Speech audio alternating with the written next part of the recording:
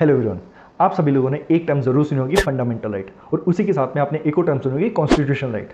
और आप लोगों को कई बार ये कंफ्यूजन भी होगा कि क्या कॉन्स्टिट्यूशन राइट और फंडामेंटल राइट सेम है या इन दोनों के बीच में कुछ डिफरेंस है, और अगर ये दोनों सेम है तो क्या आप इनको इंटरचेंजेबली यूज़ कर सकते हैं।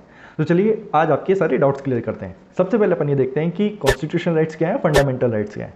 अगर अपन बात करें कॉन्स्टिट्यूशन राइट्स की, तो कॉन्स्टिट्यूशन राइट्स वो सारे राइट्स हैं जो हमको कॉन्स्टिट्यूशन ऑफ इंडिया में प्रोवाइड कराए गए।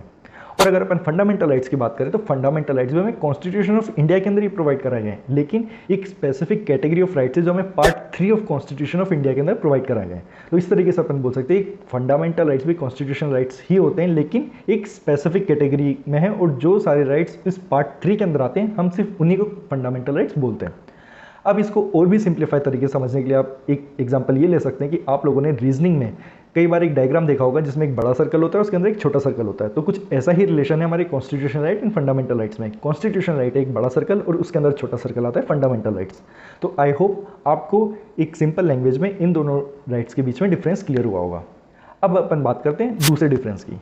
अब देखो, जो हमारा फंडामेंटल राइट्स वाला पार्ट है वो हर सिटीज़न को इक्वली अवेलेबल है, हर सिटीजन्स को फंडामेंटल राइट्स इक्वली अवेलेबल होते हैं। लेकिन अगर अपन बात करें कॉन्स्टिट्यूशन राइट्स की, तो कॉन्स्टिट्यूशन राइट्स में ऐसा नहीं है।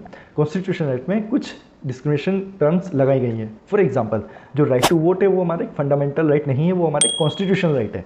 लेकिन जो आर्टिकल 326 है वो ये बोलता है कि जो राइट टू वोट है वो किन को अवेलेबल होगा, वो सारे सिटीजन जिनकी उम्र 18 साल या 18 साल से ज़्यादा है। तो देखा आपने कि कैसे कॉन्स्टिट्यूशन राइट में कुछ डिस्क्रिमिनेटरी टर्म्स लगाई गई हैं और उन्हीं के थ्रू वो कॉन्स्टिट्यूशन राइट्स जो है एप्लीकेबल होते हैं। लेकिन फंडामेंटल राइट्स में ऐसा कुछ भी नहीं है। ये जो राइट्स हैं वो हर सिटीजन को इक्वली अवेलेबल होंगे। अब अपन बात करते हैं तीसरे डिफरेंस की। तीसरा डिफरेंस आता है चेंजेस की। अगर अपन बात करें फंडामेंटल राइट्स की, तो और अगर उनके अंदर कोई चेंजेस लाना होगा पार्लियामेंट को, तो वो एक कॉन्स्टिट्यूशन अमेंडमेंट के थ्रू ही लाया जा सकता है। एक सिंपल लेजिस्लेचर के थ्रू आप फंडामेंटल राइट के अंदर चेंजेस नहीं ला सकते, और अगर ऐसा होता है तो फिर वो लॉ जो होगा वॉइड अब इनिशियो हो सकता है।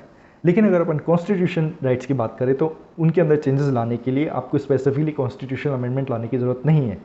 आप एक सिंपल लेजिस्लेटिव प्रोसेस के थ्रू भी उन राइट्स के अंदर कुछ चेंजेस ला सकते हैं। जैसे अगर अपन एग्जांपल की बात करें तो जो राइट टू प्रॉपर्टी वो एक फंडामेंटल राइट ना हो कि ये आपका एक कॉन्स्टिट्यूशन राइट है, तो अगर गवर्नमेंट चाहे तो उसके ऊपर कुछ चेंजेस ला सकते हैं एक सिंपल लेजिस्लेटिव प्रोसेस के थ्रू।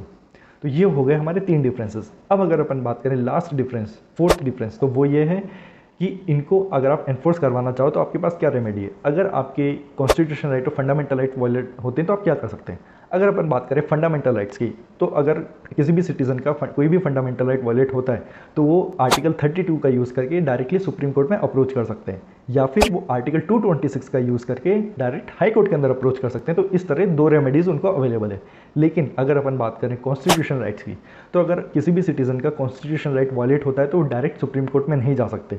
उनके पास क्या रेमेडी है, उनके पास रेमेडी है आर्टिकल 226 की, उसका इस्तेमाल करके वो डायरेक्ट हाई कोर्ट के अंदर अप्रोच कर सकते हैं। तो आई होप आपको ये सारे जो डिफरेंसेस है fundamental right and constitution right में क्लियर हुए होंगे, और आगे से आपको इनके बीच में कोई भी कन्फ्यूज़न नहीं होगा। Thank you.